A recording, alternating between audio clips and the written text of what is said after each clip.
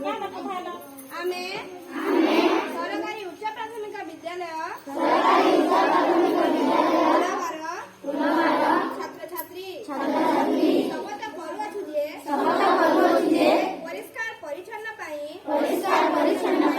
अंगीकार बोध होई